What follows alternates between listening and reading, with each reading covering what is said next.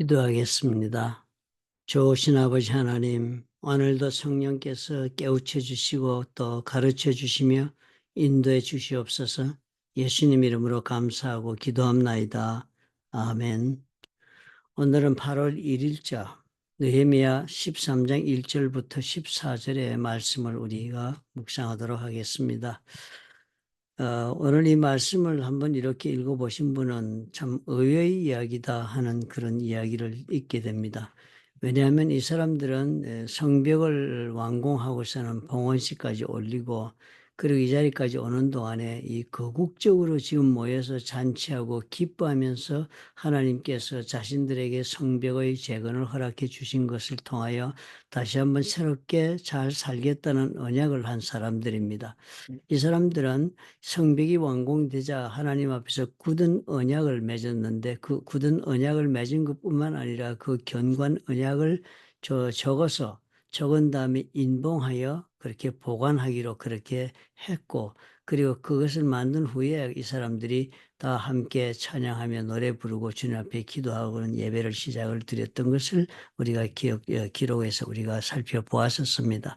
그런데 이 사람들이 지금 그렇게 언약하고 임봉한 그 내용 중에 하나는 다 무엇보다도 저들의 성전을 하나님께서 세우신 제사장들과 레위인들을 함께 저들의 11조와 그 모든 필요한 것을 다 공급하여서 성전에서 일하는 모든 분들을 다 뒷바라지하고 성전을 잘 유지할 수 있도록 그렇게 모든 자신들의 의무를 감당하겠다는 그런 약속을 한 것을 임봉해서 적기까지 한 것입니다. 왜냐하면 저들이 오늘의 삶이 저들의 영혼을 관리하는 성전이 잘 유지되고 그리고 또 율법을 가리키고 제사를 지내는 일을 충실히 하나님이 말씀하신 대로 그렇게 감당했을 때 그들의 영적인 삶이 보호되고 그리고 또 유지되고 하나님과의 관계를 제대로 저들은 하나님이 원하시는 만큼의 그런 관계를 원할 수 있다. 그렇다면 그런 삶을 통하여 우리의 오늘의 모든 삶에 하나님의 임하신 복이 우리와 함께할 것이라는 믿음으로 그들이 그렇게 다시 확약을 한 것입니다. 왜냐하면 예전에 자신의 삶도 성전에서 하나님으로부터 은혜 받고 사는 삶이 무너지고 나니까 그 다음에 모든 삶이 다 무너져서 국가가 망하고 바빌론의 포로까지 갔다 온 것을 이 사람들은 명백하게 통해서 경험을 통하여 큰 교훈을 얻었던 사람들이었습니다. 그런데 내음에 그렇게 해서 다 재건을 해놓았는데 오늘 이 이야기를 보니까 의외의 사건들이 기록되어 있는 것입니다. 도저히 있을 수 없는 그런 일들이 적혀 있습니다. 그렇게 된 이유를 가만히 보니까 아마 느헤미야가 자리를 좀 비웠습니다. 느헤미야가 성벽을 재건하러 왔을 때가 아닥사스다 왕 20년 때 왔다고 그랬는데요. 오늘 말씀 7절에 보니까 13장 7절에 보니까 6절이네요. 그때는 내가 예루살렘에 있지 아니하였느니라. 바벨론 왕 아닥사스다 32년에 내가 왕에게 나아갔다가 며칠 후에 돌아왔다는 거예요. 예루살렘을 떠나서 아닥사스다 왕 32년에 아닥사스다 왕에 갔다 온 것입니다. 20년에 와가지고 32년에 갔으니까 12년 뒤에 아닥사스다 왕한테로 가서 금방 돌아왔습니다. 자기 기록을 보니까 예루살렘에서 그렇게 왕에게 나아갔다가 며칠 후에 왕에게 말미로도 돌아왔다니까. 이렇게 돌아간 이유는 아닥사스다 왕이 느헤미야로 하여금 고향으로 돌아가서 성벽을 재건하는 일을 하도록 허락해 주면서 성벽이 공사가 끝나면 반드시 돌아와서 자기를 섬기라고 그랬으니까 그 명령 때문에 돌아가신 것으로 그렇게 이해가 되겠습니다. 그러나 그 거리가 워낙 머니까요. 이렇게 자기는 급하게 다녀온다고 다녀왔지만 가는 길 오는 길이 그 당시에 교통수단이나 거리로 봐서 적어도 600마일이 넘고 아마도 1000마일 정도가 되지 않겠습니까? 그런 거리니까 수개월의 그런 여행이 걸렸을 것입니다. 그렇게 자리를 비운 동안에 엄청난 이런 몰락이 벌어진 내용이 적혀 있습니다. 첫째는 보니까요. 에스라 때 다 정리된 문제가 이때 다시 발생한 것을 보여줍니다. 에스라 때 그 에스라 학사는 약 한 4, 5년 전쯤에 느헤미야보다 일찍 와서 완성된 성전에서 제대로 신앙생활을 하는 것을 격려하기 위하여 에스라가 그때 왔었는데요. 그때 에스라가 보니까 사람들 다 모아놓고 율법을 강의하고 그다음에 그들이 다 회개하고 그다음에 에스라의 명령으로 행했던 일이 이방인들과 결혼한 사람들을 다 헤어지게 하고 이방인 여자나 이방인 남자나 누구든지 간에 가족 중에 이방인으로 들어와 있는 사람과 그리고 그 사이에서 나왔던 자식들까지 다 헤어지게 하고 그리고 회중에서 쫓아내서 이방 땅으로 더 나가서 저들의 고향으로 돌아가 살게 그렇게 만들었었습니다. 그런 엄청난 그런 아픔을 그 당시에 겪었던 사람들이기 때문에 불과 십수년의 세월이 지나고 또 이 보니까 20년에서 32년이니까 12년 정도의 세월이 더 지났으니까 20여 년 정도의 세월이 흐른 뒤에 다시 또 이들 가운데 이렇게 아돔 족속, 모압 족속과 암몬 족속이 섞여 있었다. 그래서 그들을 다 무리 가운데서 분리했다. 그렇게 이 느헤미야가 시킨 명령을 보니까 참 놀라운 일이 벌어졌다 하는 것을 우리가 볼 수 있겠습니다. 그런데 그 가운데 뭐 여러 가지 복잡한 내용이 다 설명이 되어 있습니다. 발람의 내용도 나오고 하는데 어찌됐든 이것이 다 모압과 암몬 족속과 관계된 문제였습니다. 이스라엘을 멸망시키고자 했고 대적했던 자들이었습니다. 그런 사람들이 이들 가운데 들어왔다. 그런데 그뿐만 아니라 또 모압 사람인 도비아, 이 도비아는 처음부터 성벽의 건축을 회방하였던 사람입니다. 이 도비아가 바로 저들을 조소할 때 여우가 올라가도 무너질 만한 그런 성벽을 뭘 너희들이 재건한다고 그러느냐라고 비유하고 조소했던 사람이고 그리고 또 이 도비아는 이 이스라엘의 귀족들과 유대인들의 귀족들과 혈연 관계를 맺고 있었습니다. 도비아는 보니까 스가냐의 사위니까 도비아의 장인이 유대인 귀족이었고 그리고 또 그 도비아의 아들은 무슬람이라는 유대 귀족의 딸과 결혼을 했으니까 서로 사돈이 되었습니다. 그런 관계에 있으면서 이 도비아는 암몬 사람이었으니까요.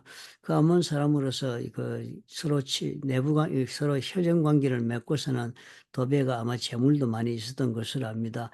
많은 선행을 행하여 인심을 얻었습니다. 그러니까 이 도비아는 그래서 유대인과 내부적으로 깊이 느헤미야가 정말 어쩌지도 못하는 혈연 관계를 맺고 느헤미야를 굉장히 괴롭혔습니다. 느헤미야에게 위협의 편지를 여러 번 보내고 스스로 네가 왕이 되려고 지금 성벽을 재건한다고 모함도 하겠다 그러면서 가진 협박을 다하고 그렇게 회유해서 어떻게든 느헤미야를 끌어내서 암살하려고 끝까지 계획을 그렇게 부렸던 그런 사람이었습니다. 그런데 이 느헤미야가 그렇게 다녀와 보니까 그동안에 일어난 것 이 중에 하나가 제사장 중에 엘리아십이라고 있습니다. 이 엘리아십은 그 당시 처음에 이 귀환한 1차 귀환 때 돌아온 사람이 지도자가 스룹바벨이라는 총독과 그다음에 예수아라는 제사장인데 그 예수아의 셋째 손, 3대 손, 그러니까 손잡벌에 해당합니다. 손자가 되는 사람이니까 아마 대표적인 제사장이었던 걸로 보여집니다. 가장 강한 권력을 가지고 있는 제사장인 엘리야십이 이 도비하고 서로 동맹을 맺고서는 성전 안에 큰 방을 비워가지고 도비하고 들어와 있게 해준 것입니다. 그 놀라운 일 아닙니까? 성전은 이방인이 들어오지도 못하는 곳인데 성전은 이방인이 들어오면 죽음을 당할 수 있다고 앞에 경고문까지 붙여놓은 것이 성전인데요. 그런 곳에 도비아가 들어와서 방을 차지하고 있었다. 성전에 그것도 말도 안 되는 일이 벌어진 겁니다. 그러니까 그렇게 된 그 방이 또 무슨 방인가 보니까 11조를 걷어가지고 모아두는 방이었습니다.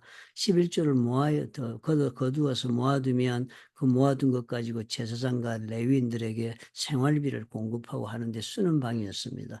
그런데 그 방을 그렇게 차지하고 있었으니까 완전히 성전의 제사를 드리는 곳에 암몬 족속 그것도 아주 이 원수와도 같은 그런 족. 그리고 그런 사람의 사람을 갖다가 들여놓고 있는 이런 사건이 발생을 했기 때문에 성전의 제사를 드리니 제대로 진행되고 있지 않았던 명백한 상황, 성전이 아주 오염되고 회파되어 있었던 것을 보여줍니다. 건물적으로는 괜찮았겠지만 들어있는 사람이 그렇게 썩은 사람이 들어온 것입니다. 그러니까 그러고 나서 보니까 느헤미야가 또 보니까 레위인들이 그동안에 한 번도 삭슬 받지 못한 거예요.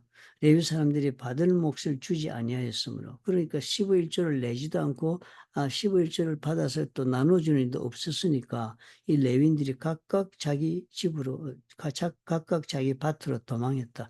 각각 생계를 구하기 위해서 다 흩어져 버린 것입니다. 성전의 직무를 다 임명받아 가지고 제사 지내는 사람, 섬기는 사람, 노래 부르는 사람 뭐 다 직무를 다 직무대로 다 정해 놓고 15일조를 거둬 드리기로 했잖아요.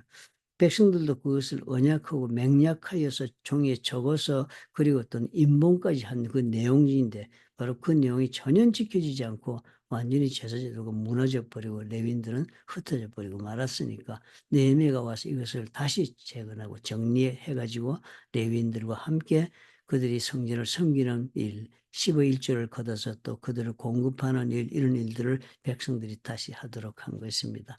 사실 우리가 이 일을 가만히 보니까요, 이스라엘은 자신들이 실패한 이유를 또다시 또 반복하고 있습니다. 예전에도 이 사람들은 영적으로 하나님과의 관계 속에서 먼저 죄를 짓고 범죄한 사람들입니다. 하나님이 말씀하신 대로 하나님 앞에 올바른 제사와 하나님의 그 제사를 통하여 하나님의 관계를 늘 회개 가운데 회복하는 하나님이 정해준 모든 절기와 율법에 따라 생활하는 것을 포기한 사람들입니다. 그래서 그들은 하나님뿐만 아니라 바알도 섬기는 그런 혼합주의적인 종교를 지니고 살다가 나라가 망하고 다 빼앗기고 만 것입니다. 영적인 삶을 이루고 있는 성전이 무너지고 나니까 저들이 삶도 무너지고, 그리고 또 저들이 하나님이 받았던 모든 축복도 빼앗기고, 그래서 바벨론 갔다가 이렇게 오게 된 사람이 아닙니까? 그러니까 이런 일을 겪었는데도 불구하고 이 사람들은 또 동일한 그런 과거에 또 빠지고만 이런 슬픈 사건을 우리가 봅니다. 그런데도 불구하고 왜 느헤미야는 끝까지 이것을 성전을 다시 그 기능을 회복하기 위해서 15의 1조를 내게 하고 그 레위인들을 다시 돌아와서 섬기게 하겠습니까? 이것을 재건한다는 것은 하나님과의 관계를 재건하기 위하여서 성전의 영적인 삶의 그 모든 생명력을 공급하는 성전의 제도, 그 제사 제도를 유지하고 확보해야 할 절대적인 필요성이 있었기 때문입니다. 마치도 우리 승리학에서 우리 말씀 사도 바울의 요한 3서 1장의 그 말씀처럼 영혼이 잘된 같이 범사에 잘되고 강건하기를 내가 간구하노라 한 그 말씀과도 똑같은 것입니다. 영혼이 잘 되어야 그 다음에야 범사에 잘되고 그 다음에 강건하고 하나님으로부터 받은 축복이 의미가 있고 또 축복을 받을 수도 있게 되고 또 누릴 수도 있게 되는 일이 벌어지기 때문입니다. 영혼이 잘 되어야죠. 그런 일이 때문에 지금 이 모든 일들이 지금 우리에게 다시 이렇게 보여지는 것입니다. 오늘 우리의 삶도 마찬가지입니다. 우리도 이들처럼 우리의 영혼이 양식을 먹고 거룩함을 유지하며 능력 있는 영적인 삶을 어디서 우리가 그 힘을 공급받고 또 유지, 보수, 관리하는 그런 은혜를 입고 살겠습니까? 우리에게도 이 동일한 성전과도 같은 예수 그리스도께서 세우신 교회가 주어져 있는 것입니다. 그 교회를 우리가 참으로 우리가 참 이 교회를 통하여 우리가 영적인 양식을 먹고 우리가 선다는 이 놀라운 영적 진리를 우리가 깊이 알고 이 교회를 세우고 유지하고 관리하고 또 이어나가는 일이 예수 그리스도께서 원하던 대로 그렇게 이어지게 하는 모든 일에 우리의 의무와 책임을 감당하고, 그리고 또 우리가 어제 말씀처럼 하나님 앞에 봉헌되어진 삶을 드리는 그런 자세로 이 성전을 유지, 관리, 보수를 해야 우리의 영혼의 삶이 건강하게 유지가 될 수가 있는 것입니다. 이런 예화가 있었습니다. 스위스의 알프스 아래에 있던 조그만 마을이 참으로 시내가 아름다웠습니다. 그 마을의 가운데로는 아름다운 겨울물이 흘러가고 시냇물이 흘러가니까 새들도 있고 꽃도 피고 나무도 아주 푸르고 그래서 도시가 아주 이뻐서 관광객들이 많이 몰려들었습니다. 그런데 언젠가부터는 이런 관광객들의 발길이 다 끊어지고 이 도시가, 그렇게 잘 살던 도시가 관광객들의 발길이 끊어지고 하니까 살기가 어려워지고 도시가 위기에 처하게 되었습니다. 그래서 이 사람들이 시의원들을 모아놓고 주민들이 회의를 하고 왜 우리가 지금 이렇게 되었는지를 원인을 찾고자 무척 노력을 했습니다.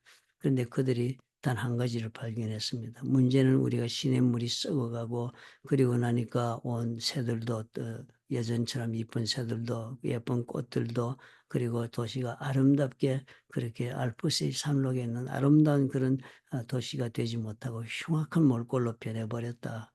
왜 이렇게 되었는가 하고 원인을 알아보니까 저들이 알지 못했던 놀라운 실수가 있었던 것입니다. 저들이 시청에서 월급을 주고 산속에 다니면서 산속에 있는 물 웅덩이를 청소하고 있던 그런 노인이 한 사람이 있었는데, 시의 재정을 자기들이 관리하면서 보니까 그 산에 다니면서 아무것도 제대로 하는 일이 없다고 생각이 들어지는 그 노인을 해고한 것입니다. 돈을 아끼고 그리고 시의 재정을 더 합리적으로 쓰는 것이 좋다 하는 계산 속에서 그런 노인의 그 직업을 어, 해고를 하고 그 자리를 없애버렸던 것입니다. 그러고 나니까 어떻게 해요? 그 노인이 산속에 다니면서 치우던 옹달샘에 그 떨어졌던 나뭇잎이나 뿌리들이 해가 쌓이고 그리고 지나가면서 쌓이면서 썩기 시작을 하고, 그러니까 흘러나오는 물이 벌써 깨끗한 물이 도시로 흘러들어지 못하고 썩은 물이 흘러들어오게 되었고, 그래서 그것이 원인이 되어 도시가 흉물스럽게 이렇게 몰락하고 말고 그것 때문에 자신의 삶 전체도 몰락했다는 것을 발견한 것입니다. 우리의 영혼의 삶도 이런 것입니다. 우리의 영혼의 삶이라는 것도 우리가 영적으로 깨끗한 영적인 물이 샘물에 흘러들어오듯이 우리의 영혼에게 깨끗한 양식을 공급받는 곳이 있어야 합니다. 저와 여러분이 어디로부터 이런 양식을 공급받습니까? 우리는 나 홀로 교회를 할 수 없다는 것은 공동체를 우리가 배우면서 예수께서 말씀하신 것을 통해 우리가 얼마든지 우리가 그 얘기를 듣고 기억하고 있습니다. 우리가 다 그럼에도 불구하고 나 홀로 신앙생활을 하는 것이 아니라 우리가 공동체를 이루고 몸을 이룬다는 것은 우리의 머리 되시는 예수 그리스도를 통하여 그 생명을 공급받는 것입니다. 그래서 우리는 그 지체를 이루고 있기 때문에 우리 주 예수 그리스도로부터 영적인 양식을 공급받아 우리의 육체의 삶, 영혼의 삶, 육체의 삶, 그리고 우리의 관계의 삶, 우리가 이 땅에서 살고 있는 모든 삶에 하나님이 허락하시는 생명력으로 공급받아 살도록 되어 있는 것이 영적인 비밀이었던 그것이 원리인 것입니다.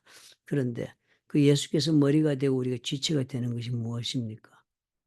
공동체가 되는 교회를 말합니다. 우리 교회가 영적인 우리 운명 공동체, 신앙 공동체가 되어서 그 머리가 되는 예수님이로부터 우리의 영혼의 양식과 생명이 흘러 들어와서 우리가 그 지체가 되는 우리에게 그 모든 은혜가 임하고 능력이 임하고 생명이 임하여서 우리의 삶을 이루게 하는 그 교회가 바로 공동체가 되고, 그 공동체가, 그 믿음의 공동체가 저들의 성전에 해당하고 성전 속에서 성벽 안에 함께 살고 있는 백성들의 관계와 비유되고 있었던 것입니다. 그렇다면 우리에게도 오늘 이런 깊은 성찰이 있어야 되겠습니다. 우리는 어디로부터 영적인 양식을 공급하고 있는가? 나는 어떤 교회로부터, 나는 예수 그리스도가 머리가 되는 것이 교회를 했는데 어떤 교회에서 내가 지체를 이루고 그 머리 되시는 예수님으로부터 생명의 양식을 공급받고 있는가 하는 놀라운 그런 사실에 우리가 다시 주목해야 합니다. 그것이 나의 영적인 삶을 결정하고, 그리고 또 그 영적인 삶이 나의 오늘의 삶을 다 결정할 수 있다는 그런 놀라운 사실 속에 우리가 자신의 삶을 돌아봐야 합니다. 그런 교회를 향하여 나는 과연 무엇을 하고 있는가? 어제 우리가 말씀을 살펴볼 때 봉헌된 자의 그런 자세의 삶을 우리가 모든 면에서 가지고 살아야 한다 했습니다. 정말 하나님께서 나에게 주신 것을 가지고 하나님의 나라를 위하여 내가 그 손에 들여서 하나님이 나를 위해 쓰시게 하시는 것을 통해 나의 삶이 오히려 누리는 자의 삶이 되고, 그리고 하나님의 계획하신 계획이 내 인생에 펼쳐지는 은혜를 경험한다고 그랬습니다. 그렇다면 오늘 우리는 과연 우리의 성전되는, 저들의 성전과도 같은 그 성전되는 그 성전, 예수 그리스도가 머리 되는 그 교회, 우리의 믿음의 공동체를 우리는 어떤 모습으로 세우며 어떠한 그런 교회가 되도록 우리는 소망하고 있는가를 스스로 성찰해보는 그런 좋은 기회가 되는 말씀이라 생각이 들어집니다.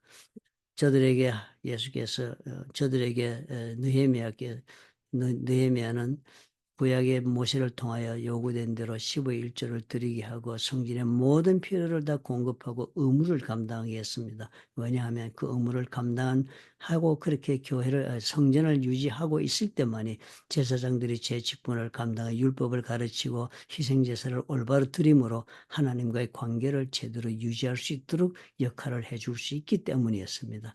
그렇다면 우리 교회도 또한 동일한 모습이 되어야 마땅할 것입니다. 우리는 교회에 대하여 어떠한 의무를 지고 어떠한 책임을 감당하며 어떠한 영적 소망을 가지고 우리 교회를 하나님 앞에서 세우고자 하고 그 일원이 되고 있는가를 우리 자신에게 물어보는 그런 아침이 되어야 하겠습니다. 나 홀로의 신앙인은 있을 수가 없습니다. 공동체 속에 믿음 공동체 일원이 되어서 하나님께서 예수 그리스도를 통하여 허락하시는 생명력을 입을 때만이 성도의 신앙은 유지가 가능하고 또 성장하며 또 성숙하여 열매를 맺고 주님께서 계획하신 삶의 그 모든 역사가 그 개인의 삶 속에서 펼쳐지는 그런 은혜를 입을 수 있다는 사실을 우리가 꼭 주목해야 하겠습니다. 오늘 그런 깨달음 가지고 앞으로는 내가 어디서 영적인 양식을 공급받고 있는가? 나의 영혼에 공급되고 있는 그 샘물은, 영혼의 샘물은 내가 얼마나 깨끗하고 얼마나 우리가 그 깨끗하기 위해 노력하고 보존하고 있는 그런 우물을 통해서 우리는 샘물을 마시고 있는가? 나는 이 모든 일을 위하여 하나님이 나에게 주신 것으로 어떻게 봉헌하며 헌신하고 있는가? 그렇게 질문해 볼 수 있는 그런 좋은 날이 되었으면 좋겠습니다.